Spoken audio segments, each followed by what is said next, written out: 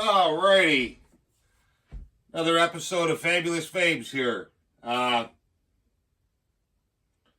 gotta take a day off tomorrow. I've been burning the candle both ends. Just got home from work and I've been up, 6, 7 in the morning for days trying to take care of some of these jobs.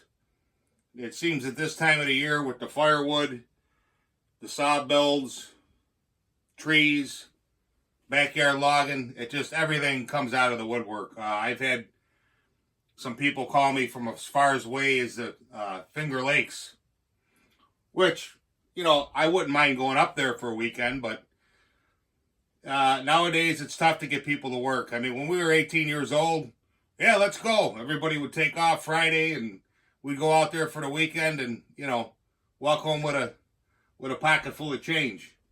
And back then, it bought you something, Candy bar, Snickers bar was 20 cents back then, But, anyways, I was working on this job,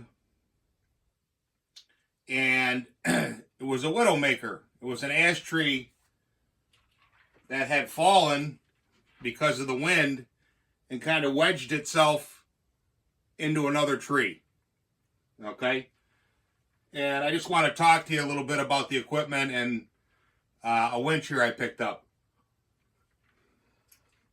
Now this is a Mazdam power puller,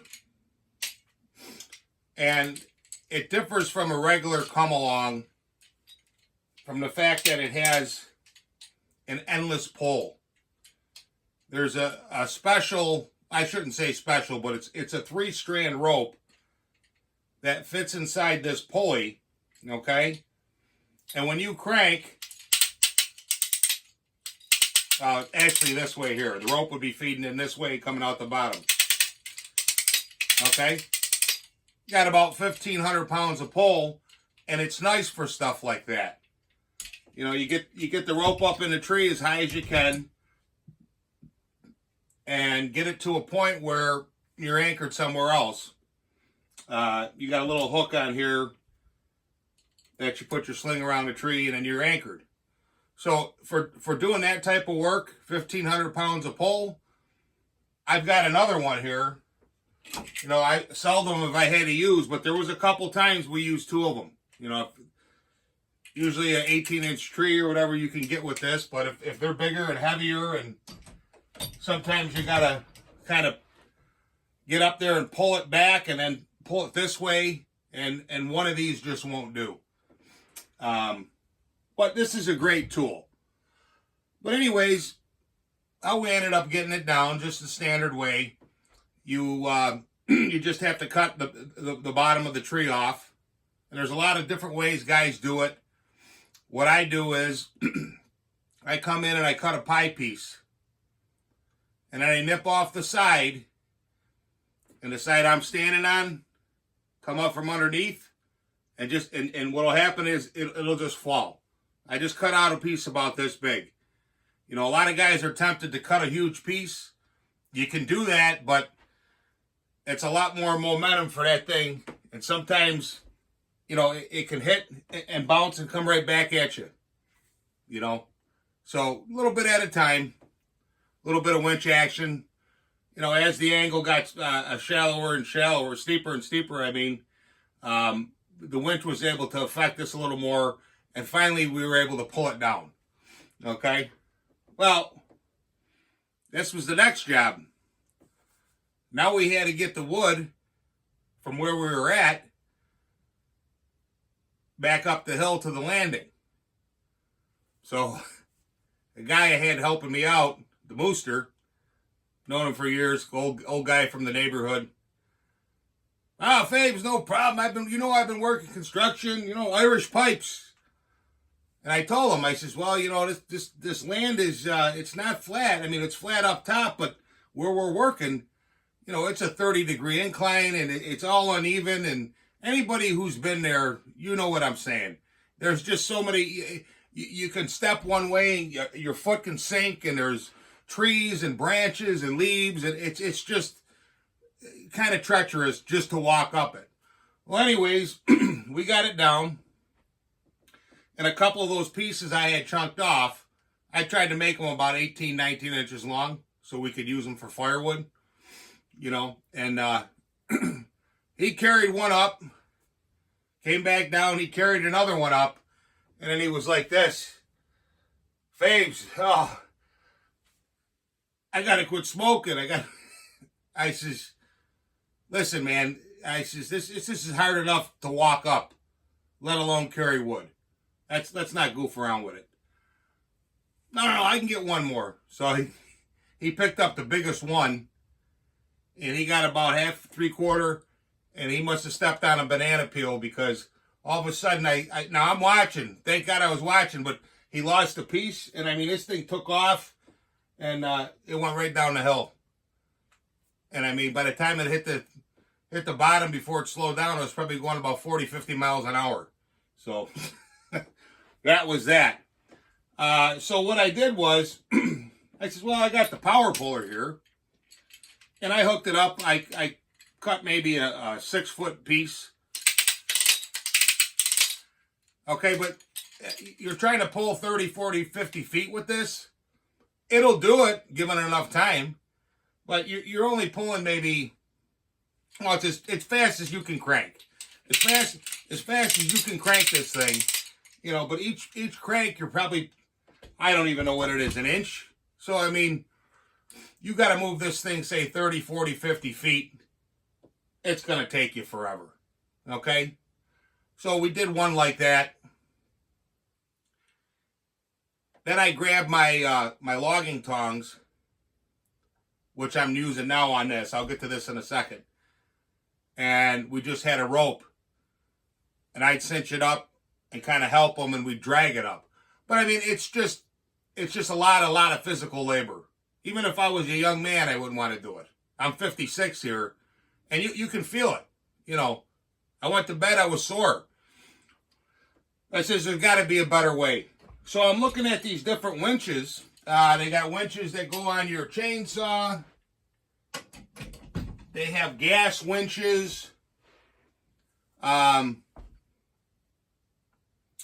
Capstan winches, which is what I want because it's an endless rope. And I ended up picking up this Superhandy winch. Okay, it's a capstan winch. Comes with this sling. Comes with 100 feet of rope, which is down there in the bucket. Now, you can just, whatever rigging you want to put on the log is up to you. I happen to have lifting and skidding tongs, and I prefer using the tongs because I know once you put the pull on there, and I keep them sharp, they bite in, they're not coming out of there. They can twist, they just won't come out until you release the pressure. It's just the way they're designed. The harder you pull on it, the more force is generated squeezing it in. Okay.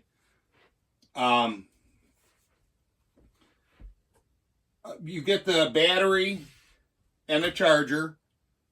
Basically everything you need. You get the rope, the battery, the charger, the sling, and the unit itself.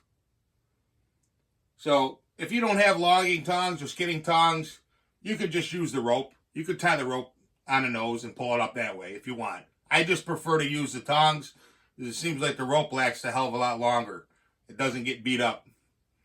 But whatever you want to do. But everything comes ready to go, except you got to charge the battery. Now, how did this thing work? For what I was doing, taking one ash tree that's maybe 18 inches, 16 inches, 40, 50 feet long, cutting it up in 12, 15-foot sections and dragging it up. This was the answer. Really.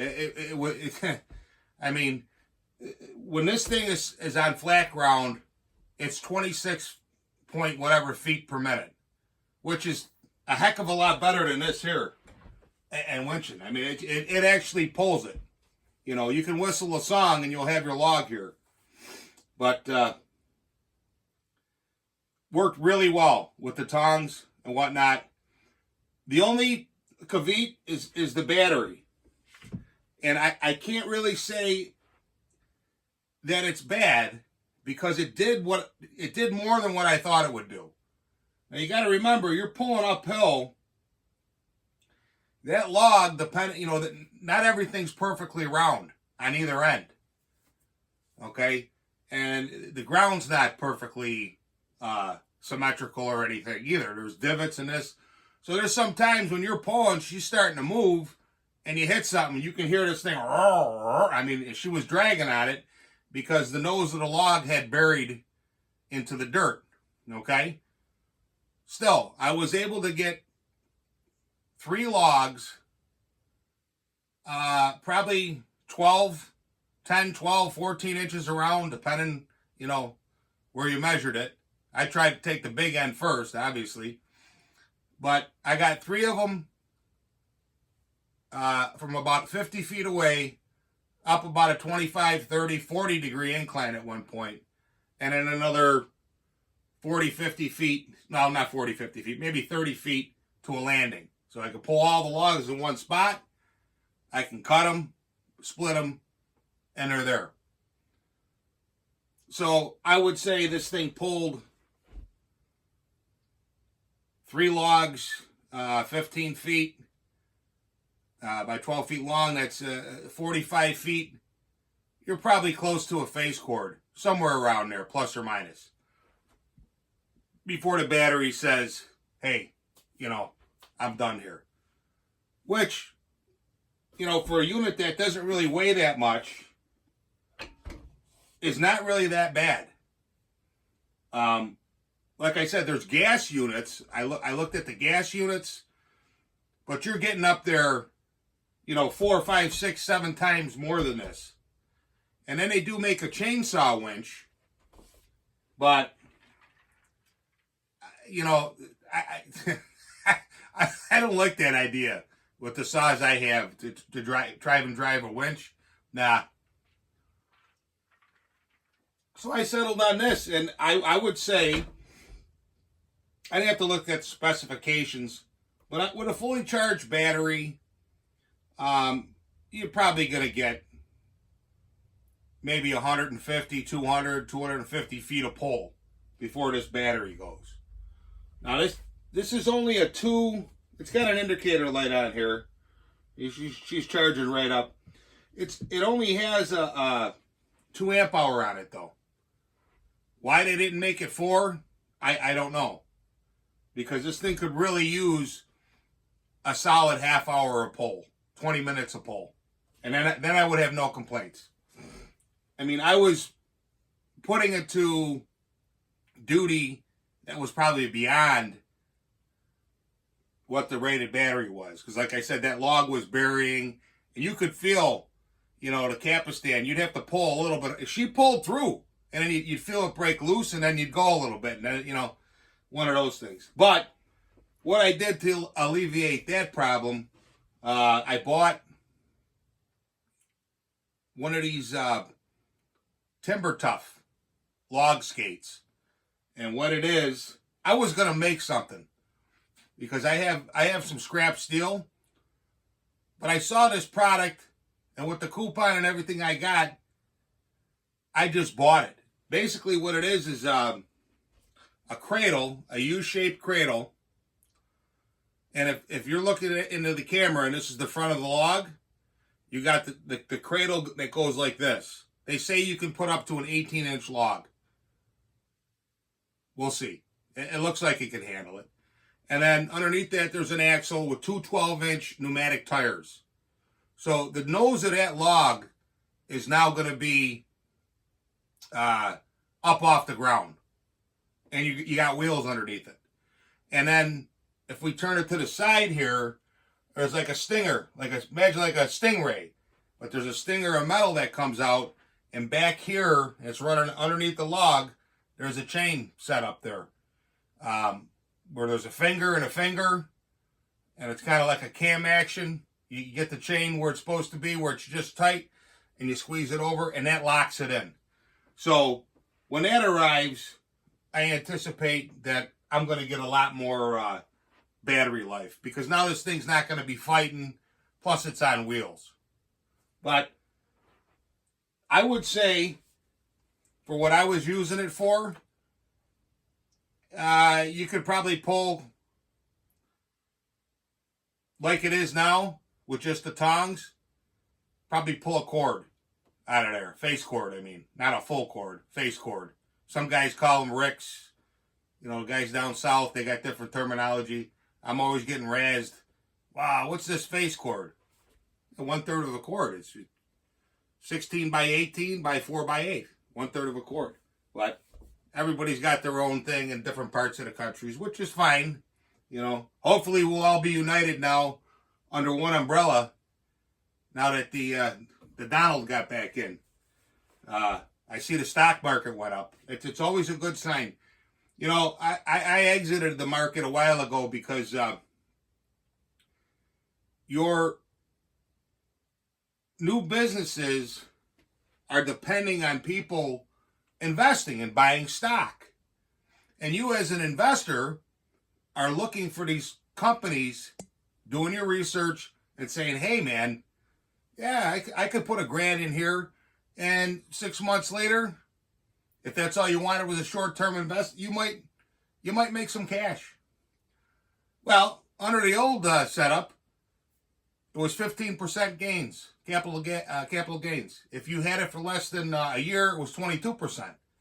Now, under the old regime there that's going out, you're up to 42%. I mean, some places you were paying 67% tax. You know, listen, I work too hard for my money. I'm not going to invest in a company and then I do make some money and I get 67% taken away. I mean, and that's a catalyst, that's a driver. Because if, let's say I wanted to start Fabz logging company, and I need to do what I want to do on the scale that I want to do it, I need, let's say, $500,000 or $1 million worth of equipment, which really isn't that much. I got to go out on the market. I got to have people invest in me to give me the seed money to be able to, you know, run everything. Because it doesn't, just because I come out with it doesn't mean I'm going to make money. And I guess what I'm saying is, Donald, when he gets back in there, I'm pretty sure you're going to see the capital gains come back to normalcy. This is going to bring jobs. I mean, it's just common sense. You know, everybody says, oh, you got to make the rich man pay. Well, no, because if you tax the hell out of the rich man, he's going to pull up stakes and he's going to go over here. I live in the Northeast. I've seen it. What's his name? Perot. Suck and sound. So, but anyways, not to get too political, I would say that this is a good product for what you're paying for it. And if you're only going to pull, say, a cord of wood, face cord of wood, 50 feet, this is it. Now, the battery takes 2 hours to charge from dead. Okay? So what we've been doing is we drag up our cord, the battery's depleted, let everything cool down for a few minutes, and then recharge it. Talk to the customer. Yeah, sure. Here, you can plug in here. You know, I've never had a problem with that. Or they'll run you an extension cord. Now she's plugged in. Now you go work on another tree, or you go back to that face cord, zip it up, and hand split it. And you know, well, we're almost there. Let's do a little bit here, clean up or whatever, and then you got a fresh battery and you can keep going. This wouldn't be for someone who's going to be pulling and pulling and pulling and pulling, you know, where you're pulling out, you know, you want to pull out 20, 30 cords a day with this winch. You'd want a gas model, I would say. Now you can buy extra batteries for this, but the batteries are almost $100. So, but all in all, I think it's a good unit, very easy to use. It's got a brushless motor. And it takes a lot of the wear, you know, the wear and tear out of the job. You know, you're not, you're just not busting your fanny. Yeah, there's a little bit of work. You got to set it up and this and that. But it's a lot easier just to set this thing. You pull on a rope. you got to get a certain amount of tension, and then it'll tighten up on itself and it'll drive. And the nice thing about it is, even though it's running, if you let go of the rope, it stops pulling. So that's how these capstans work. But yeah, this is you know, and even if you're not into using it for logging, let's say you want to use it for hunting.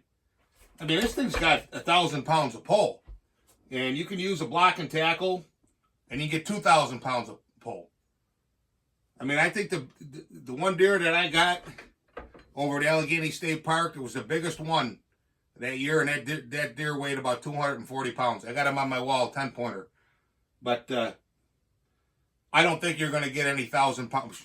Geez, you could probably, with this thing, you could probably pull 2 or 3 deer out at one time. So, alrighty.